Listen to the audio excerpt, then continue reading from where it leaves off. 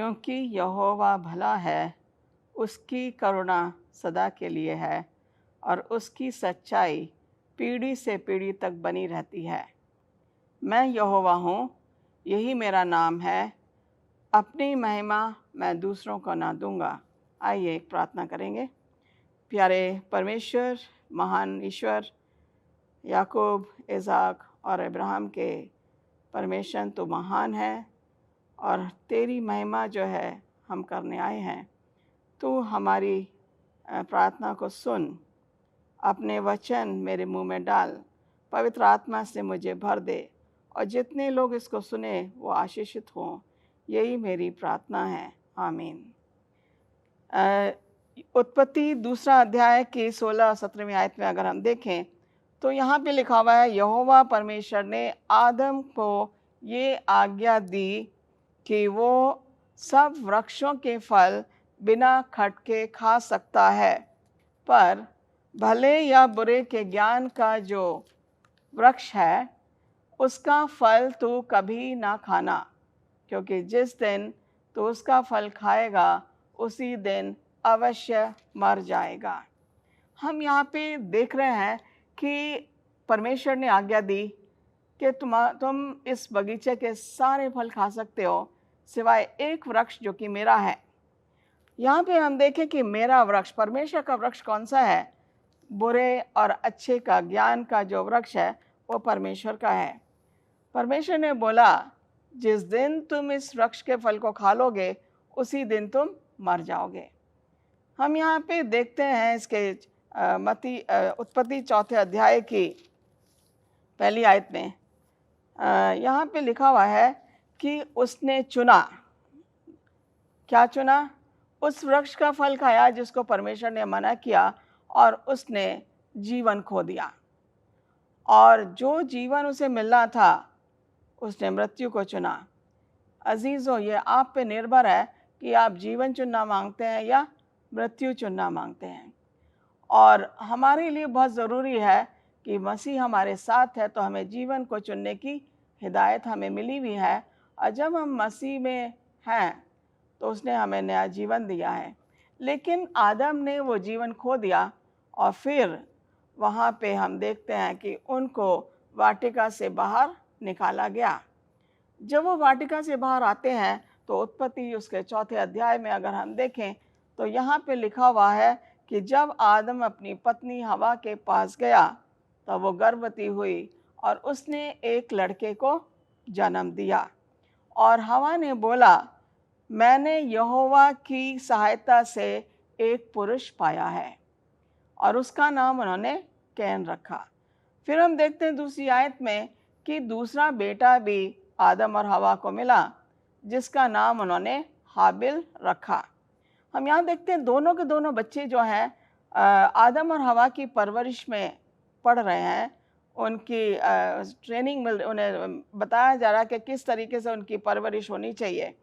और उन्होंने जो है, मैं सोचती हूँ कि परमेश्वर के बारे में उन्होंने बताया होगा कि वाटिका के पेड़ के फल जो कि परमेश्वर ने हमें मना किया था उसको हमने खाया, और इसलिए जो है हमें वाटिका से बाहर निकाला गया। हम देखते हैं कि दोनों भाई, केन जो है वो एक किसान का काम करता था और सब्जी और फल और खेत में उसने अपना काम संभाला हुआ था, और उसको उसमें बहुत ज़्यादा इच्छुकता से वो उसमें काम में लगता था। लेकिन अगर हम हाबिल को देखें जो कि छोटा भाई था, उसने क्या करा? उसने जो है भेड़ बकरियां चरानी शुरू करी। अजीज़ों, सब्जी की भी ज़रूरत है घर में, और फलों की भी ज़रूरत है, और भेड़ बकरियों की भी ज़रूरत है, क्योंकि परमेश्वर जो है जब उसके सामने लोग जाते थे तो कुर्बानी लेके जाते थे। इसलिए हाबिल ने चुना कि वो जो है कुर्बानी लेके परमेश्वर के पास जाएगा। दोनों भाई अलग अलग थे और दोनों भाइयों ने क्या चुना? वो अपने खेत में से फल और सब्जियां, जो पहला उसका फल था फसल का, वो लेकर आता है। और हाबिल जो है वो चाहता है अपने भेड़ बकरियों में से एक मेमना लेकर आता है और वो मेमने को जो है उसने कुर्बानी करी परमेश्वर के सामने जाके। और जब वो कुर्बानी करता है तो परमेश्वर ने उसकी कुर्बानी को सहमति दे दी। परमेश्वर उसकी कुर्बानी से प्रसन्न हुआ। लेकिन जब कैन की कुर्बानी का समय आया तो परमेश्वर उसकी कुर्बानी से सहमत नहीं था, प्रसन्न नहीं था, और उसने उसकी कुर्बानी को क्या कर दिया? नकार दिया। हम देखते हैं कि अजीज़ों, अगर कोई भी चीज़ जो हमें पसंद है और हमारे माता पिता उसको नकार देते हैं तो हमें बड़ा दुख होता है। इसी तरीके से कैन को बड़ा दुख होता है और उसे गुस्सा भी आता है। गुस्सा इसलिए आता है कि परमेश्वर ने मेरी भेंट को क्यों नकारा और मेरा छोटा भाई है उसकी भेंट को क्यों स्वीकार किया, इसलिए उसको गुस्सा आया। हम यहाँ पे जाएंगे 4 अध्याय में, हम फिर से आगे पढ़ेंगे। यहाँ पे लिखा है कि दोनों पहलौठे लेकर आए। 6 आयत में जाएंगे। तब यहोवा ने कैन से कहा, तू क्यों क्रोधित हुआ? यहोवा जो है जानता था कैन के मन को कि इसकी कुर्बानी नकारी गई है, इसलिए जो है ये क्रोधित है। उसने कहा, तू क्यों क्रोधित हुआ और तेरे मुंह पे उदासी क्यों छा गई? हमारे माता पिता जब हमारे मुंह पे उदासी छा जाती है तो उन्हें बहुत दुख होता है और वो ये पूछते हैं, बेटा तुम्हारे मुंह पे उदासी क्यों है? तुम बताओ, हम तुम्हारी उदासी को दूर करेंगे। और यहोवा भी, क्योंकि वो हमारा पिता है, उसने कैन से पूछा कि तेरे मुंह पे उदासी क्यों छा रही है? और यहाँ पे कह रहा है, यदि तू भला करे, ओके, क्या करे? यदि तू भला करे तो क्या तेरी भेंट ग्रहण ना की जाएगी? परमेश्वर उसे बता रहा है कि तेरे पास अभी भी मौका है। अगर तेरी पहली भेंट स्वीकार नहीं हुई है तो तू जाके कुर्बानी की भेंट ले। हम जानते हैं कि जब हम परमेश्वर के सामने जाते हैं, स्पेशली जिस समय में आदम और हवा रह रहे थे, जब आदम और हवा नंगे थे, उन्हें पता नहीं था वो नंगे थे, उन्होंने आज्ञा का उल्लंघन किया और उन्होंने अंजीर के पत्ते से अपने आप को ढका। अंजीर के पत्ते परमेश्वर की चॉइस नहीं, पसंद नहीं थी। परमेश्वर ने कुर्बानी करी और वो जो अंगरखा था, वो भेड़ का जो खाल थी, उससे उनके शरीर को ढका। किसी भी चीज़ को हम परमेश्वर के सामने ले जाते हैं तो वहाँ पे कुर्बानी की और खून की बहुत ज़रूरत है। मसीह ने अपना खून इस दुनिया में आके आपके और मेरे पापों के लिए बहाया ताकि हमें नया जीवन मिल सके। तो यहाँ पे परमेश्वर उसे कह रहा है, यदि तू भला करता, यदि तू कुर्बानी करता, क्या तेरी भेंट स्वीकार नहीं होती? और उसकी लालसा जो है, ये कहता है यदि तू भला ना करे तो तू पाप के द्वार पे खड़ा है। आजकल अजीज़ों हमारे साथ यही हो रहा है, जब हम भला नहीं करते हैं तो हम बुराई की ओर जाते हैं, और जब हम बुराई की ओर जाते हैं तो परमेश्वर के रास्ते में हम भटक जाते हैं। इसी तरीके से परमेश्वर बता रहा है, अगर तू भलाई करेगा तुझे जीवन मिलेगा, अगर तू भलाई नहीं करेगा तो जीवन नहीं मिलेगा। हमारे पास ये क्या है? एक हमें चुनाव दिया गया है। हमें चुनना है, हमें जीवन चाहिए या हमें मृत्यु चाहिए। शैतान और ईश्वर दोनों जो हैं हमें हम फोर्स नहीं कर सकते कि हम किस चीज़ को चुनें। जो हमने चुनाव करना है वो मुझ पे निर्भर है और मैं क्या चुनना मांगती हूँ। और जब मैं अपना चुनाव सही करती हूँ तो मुझे नया जीवन मिल जाता है। लेकिन अगर मैं चुनाव गलत करती हूँ तो मेरे पास नया जीवन नहीं है। इसलिए बहुत ज़रूरी है कि हम सही चुनाव करें। हम शैतान के चुनाव में हमें नहीं जाना है। शैतान ने कई जो हैं दलाल अपने छोड़े हुए हैं, और वो दलालों का काम है कि परमेश्वर के लोगों को भटकाए, उनके रास्ते से भटकाए, बुरे मार्ग पे लेकर आए। वो रास्ता दिखाते हैं बुराई का और चुनाव हम करते हैं। जब हम चुनाव करते हैं तो हम परमेश्वर के रास्ते से भटक जाते हैं। यहाँ पे फिलिपियों 2:5 में लिखा हुआ है, जैसे मसीह यीशु का स्वभाव था वैसा ही तुम्हारा भी स्वभाव हो। यीशु मसीह का स्वभाव क्या है ये देखने की ज़रूरत है। यीशु मसीह का स्वभाव है प्यार, प्रेम। यीशु मसीह का स्वभाव है दया। यीशु मसीह का स्वभाव है आज्ञाकारिता। यीशु मसीह का स्वभाव है धीरज। यीशु मसीह का स्वभाव है पवित्रता। यीशु मसीह का स्वभाव है निस्वार्थता, जिसमें निस्वार्थ हो, स्वार्थ ना हो, और संयम होना बहुत ज़रूरी है। ये है मसीह का स्वभाव। अजीज़ों, हम कहाँ जा रहे हैं? क्या हम मसीह के स्वभाव को अपनाना मांगते हैं? तो हमारे अंदर ये चरित्र होने की ज़रूरत है। प्रेम, दया, आज्ञाकारिता, सहनशीलता, संयम, निस्वार्थ, और ये सारी चीज़ें हमारे अंदर होने की ज़रूरत है।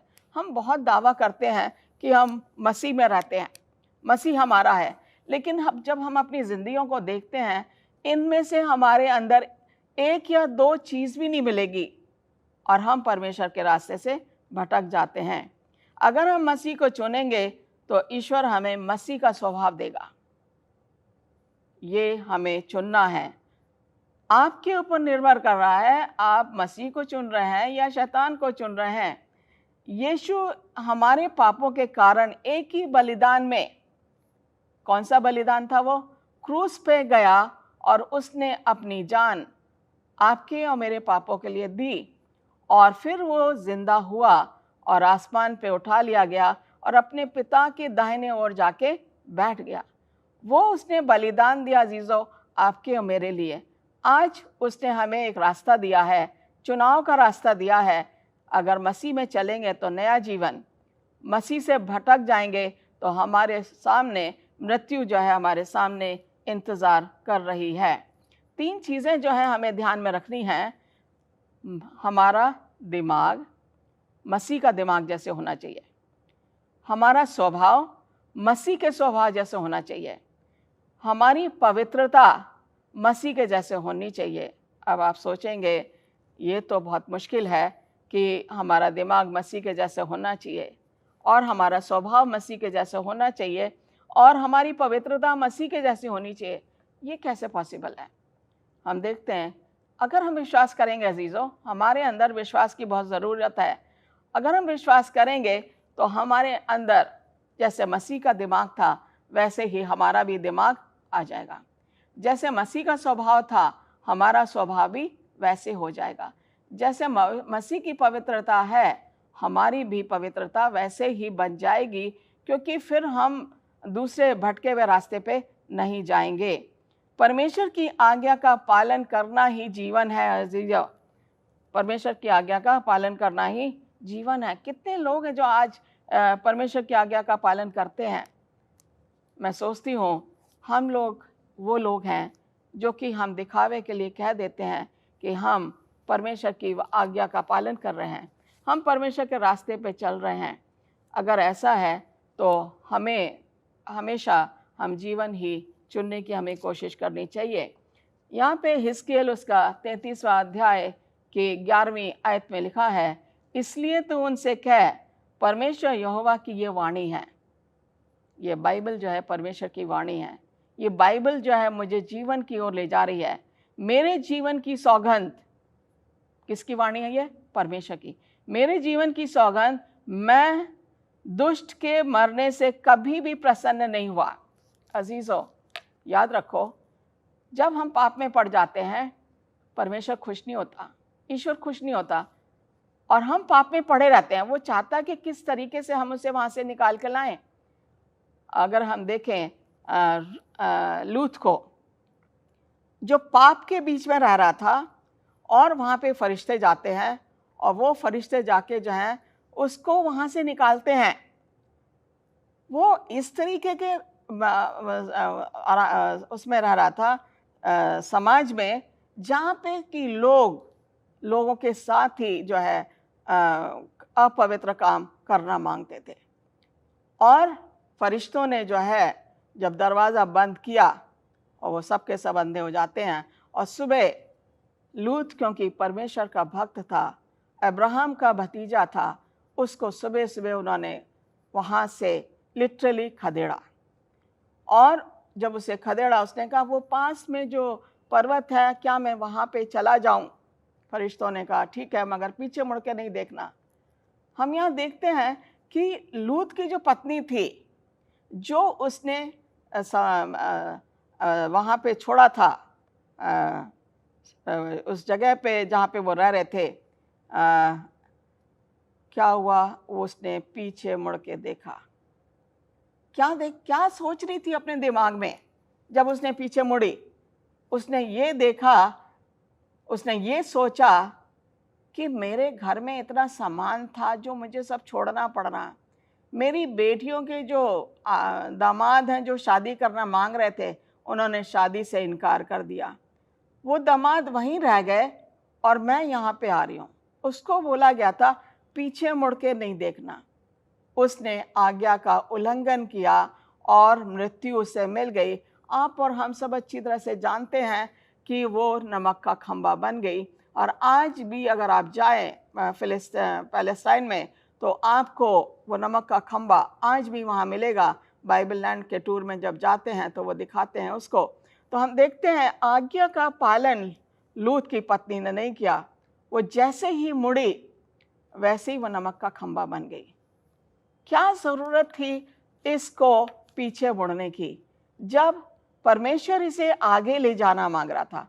परमेश्वर ने इसे उस समाज से निकाला जो पूरा गंदगी से भरा हुआ था।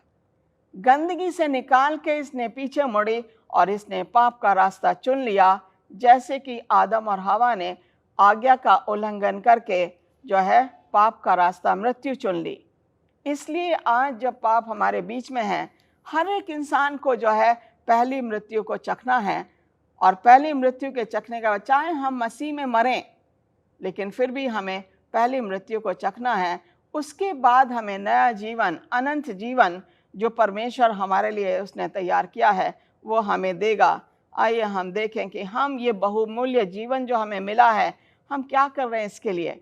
यहाँ पे कह रहा है, दूसरा पत्रस 1:4 में लिखा हुआ है, जिनके द्वारा उसने हमें बहुमूल्य और बहुत ही बड़ी प्रतिज्ञाएं दी हैं। ये बाइबल में हमें बता रहा है, परमेश्वर कहता मैं तुम्हें नहीं छोड़ूंगा, ना तुम्हें त्यागूंगा। उसका वायदा है। ऐसी उसने कई हमारे साथ वायदे किए हैं बाइबल में। अजीज़ों, अगर हम बाइबल में जाएंगे तो ऐसा लगेगा ये बाइबल मेरे लिए लिखी, ये पद जो मैं पढ़ रही हूँ मेरे लिए है। और ये पद जो मेरे लिए है, तो ये मुझे बता रहा है कि मुझे सच्चाई के रास्ते पे चलना है। ये कह रहा है, जिनके द्वारा उसने हमें बहुमूल्य और बहुत ही बड़ी प्रतिज्ञाएं दी हैं, ताकि इनके द्वारा तुम उस सड़ाहट से छूटकर जो संसार में बुरी अभिलाषाओं से होती हैं, ईश्वरीय स्वभाव के सहभागी हो जाओ। यहाँ पे कह रहा, संसार पूरा पाप से भरा हुआ है। आप देखें आसपास हमारे, हम बाहर निकलते हैं तो हम ये सोचते हैं क्या हम घर पे वापस सुरक्षित पहुंचेंगे कि नहीं। ये कह रहा है, सड़ाहट से छूट के परमेश्वर हमें वो संसार से छुटकारा दिलाना मांग रहा है, जो कि बुरी अभिलाषाओं की ओर जा रहा है, बुरी इच्छाओं की ओर जा रहा है। जब वो बुरी इच्छाओं की ओर जा रहा है, तो परमेश्वर वापस हमें बुला रहा है, कह रहा है ईश्वरीय स्वभाव के सहयोगी हो जाओ। ईश्वरीय सहभागी क्या है, स्वभाव क्या है? जैसे मैंने बताया, सहनशीलता, प्रेम, दया, आज्ञाकारिता, पवित्रता, निस्वार्थता, सहनशीलता, धीरज, ये सब चीज़ें जो है परमेश्वर के स्वभाव को बताती हैं हमें। और हमें जो है वो चाहता है कि हम उसके स्वभाव को अपने अंदर ले लें। क्या वाकई में ये पॉसिबल है हमारे लिए? और परमेश्वर के साथ सब कुछ पॉसिबल है। यहाँ पे हम जाएंगे प्रकाशित वाक्य में, यहाँ पे देखेंगे 22 का 17वीं आयत। आत्मा और दुल्हन दोनों कहती हैं आ। आत्मा और दुल्हन, हम देखते हैं कि कुआरियाँ, 10 कुआरियों का जो वो है, उसमें दुल्हन दूल्हे की इंतज़ार कर रही थी, और उसमें से 5 तो फूलिश थीं, 5 मूर्ख थीं और 5 अक्लमंद थीं, बुद्धिमान थीं। और जो अक्लमंद थीं वो दूल्हे के साथ अंदर गईं, लेकिन जो वो बुद्धिमान नहीं थीं उन्हें बाहर इंतज़ार करना पड़ा, क्योंकि उनके दियों में तेल की कमी थी। आज जो यहाँ पे फिर से हमारे लिए एक मैसेज आ रहा है, आत्मा और दुल्हन दोनों कहती हैं आ, और सुनने वाला भी कहे आ। जो बात है वो आए, और जो चाहे वह जीवन का जल सेंत मेंत ले। हमारे पास जीवन का सेंत में जल परमेश्वर हमें देने को तैयार है।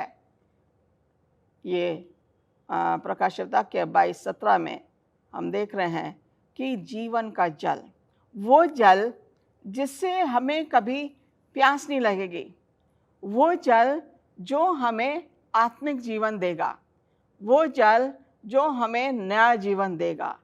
अगर हम ये कह रहे हैं कि आत्मा और दुल्हन दोनों कहती हैं आ, क्या वाकई में ये इनविटेशन जो आज हमें निमंत्रण मिल रहा है, आप क्या सोचते हो किसके लिए है ये निमंत्रण? आपके लिए और मेरे लिए। खुला चैलेंज है, खुला चुनौती हमें मिल रही है। आत्मा, पवित्र आत्मा जो है हमारे मन में आना मांगता है, और दुल्हन, हम दुल्हन है परमेश्वर की, यीशु मसीह की हम दुल्हन हैं, और हम चाहते हैं कि हम वो दुल्हन बने जो अक्लमंद दुल्हन थी, जो कि यीशु मसीह या दूल्हे की इंतज़ार कर रही थी। हम देखते हैं कि हमारे पास निमंत्रण है, अगर आपके पास कान हो तो सुनो और परमेश्वर के वचन को ग्रहण करो। और आज जब हमारे पास ये समय मिला है तो हमें परमेश्वर के वचन को ग्रहण करना है, पूरी तरीके से उसको हमने स्वीकार करना है। परमेश्वर के वचन को जब हम स्वीकार करेंगे तो हमारे अंदर नया जीवन स्थापित होगा। यही हम चाहते हैं कि हम परमेश्वर के साथ चलते चलें, उसका स्वभाव अपने अंदर लें, उसकी हर तरह का जो स्वभाव है, धीरज, प्रेम, दया, करुणा, सहनशीलता, ये सब हम अपने अंदर लें। और जब हम ये अपने अंदर लेंगे तो एक नया जीवन हमारे अंदर स्थापित होगा, क्योंकि परमेश्वर हमारे साथ है, हम उसके चुने हुए लोग हैं। आइए एक प्रार्थना करेंगे। प्यारे ईश्वर, हम फिर से तेरे पास आते हैं। तूने हमें ये अवसर दिया कि हम यहाँ पे ये संदेश को लोगों तक पहुँचा सकते हैं। जो लोग भी इस संदेश को सुने ईश्वर, तो उनको आशीषित कर, उनके परिवारों को आशीषित कर। अगर वो कोई बीमार है, उनको चंगाई दे पवित्र आत्मा के द्वारा, ताकि वे चंगे हो के तेरे नाम की गवाही देने वाले बने। इस प्रार्थना को तेरे प्यारे बेटे यीशु मसीह के नाम से मांगते हैं, सुनो, ग्रहण कर। आमीन, आमीन।